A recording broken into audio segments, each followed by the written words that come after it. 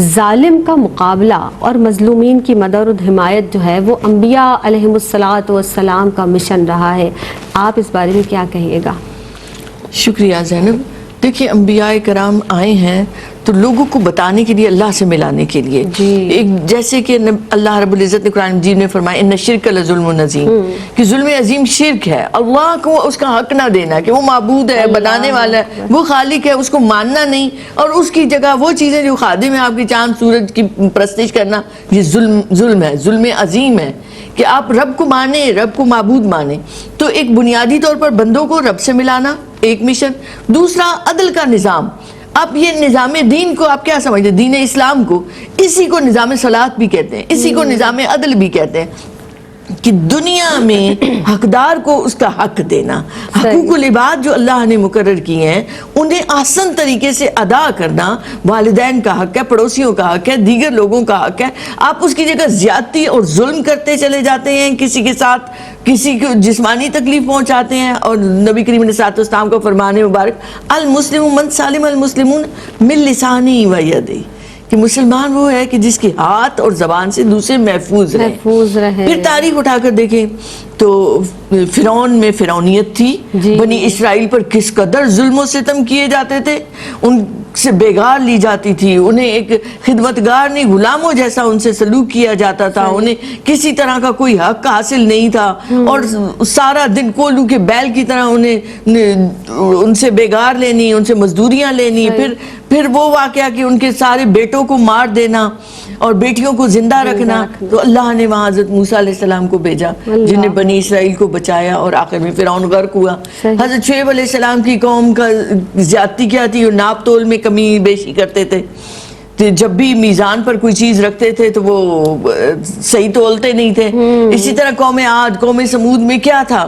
وہ سرکشی تھی، ان کی تکبر تھے ان کے. جب اللہ نے انہیں طاقت دی تو انہوں نے سمجھا یہ ہماری اپنی طاقت ہے. انہوں نے رب کو رب کا حق نہیں دیا، اس معبود نہ سمجھا، اس تکبر سے باز نہیں آئے تو ان پر عذاب آیا. پھر دیکھیں تو ایک وقت آیا کہ پوری زمین پر فساد پھیل گیا، جس کو قرآن مجید میں آتا ہے ظاہر الفساد فی البر والبحر، کہ نہ غلاموں کی کوئی حیثیت تھی. لوگوں کو جو قرض نہیں دے پاتے تھے انہیں غلام بنا لیا جاتا، جنگوں میں لوگوں کو غلام بنا لیا جاتا، کنیزیں رکھی جاتی. اسی طرح عورت کو کوئی حقوق حاصل نہیں تھے، نکاح کے کوئی معروف تصور نہیں تھے. پھر اسی طرح سے بچوں پر بیٹیوں کو زندہ دفن کر دینا، پھر زندہ جانوروں کے اعضاء کو کاٹ کر کھانا، پھر اسی طرح زندہ جانوروں پر تیر اندازی کی مشق کرنا. پھر اگر کوئی مارا جائے، دشمن مارا جائے تو اس کے اعضاء نکال کر چبانا، پھر ان کا ہار بنا کر گلے میں ڈالنا. ایک حد درجہ فتنہ، فساد، ظلم، زیادتیاں اتنی معاشرے میں پھیل چکی تھی. تو اللہ نے امام الانبیاء سید المرسلین نبی کریم علیہ السلام کو بھیجا.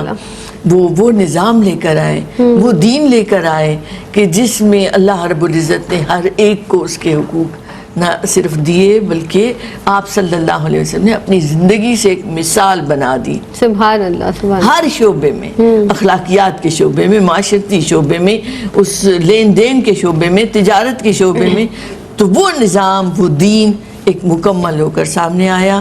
اور آپ صلی اللہ علیہ وآلہ وسلم کی بعثت کا مقصد بھی یہ رہا والذی ارسل رسولہ بالہدی ودین الحق لیظہرہ علی الدین کلہ، کہ نبی کریم علیہ السلام کو بھیجا ہی اس لیے گیا ہدایت اور دین حق کے ساتھ. یہ کتاب مبین ہے، یہ نبی کریم علیہ السلام کو اسوہ ہے، آپ کی سیرت مبارکہ ہے، تاکہ اسے باقی جو باطل ادیان ہیں ان پر اس نظام کو غالب کر دیا جائے. تو یہ آپ صلی اللہ علیہ وسلم کی بعثت کا مقصد. اب یہ امت کی ذمہ داری ہے، کنتم خیر امت اخرجت للناس تأمرون بالمعروف، کہ تمہیں خیر الامم بنایا گیا ہے.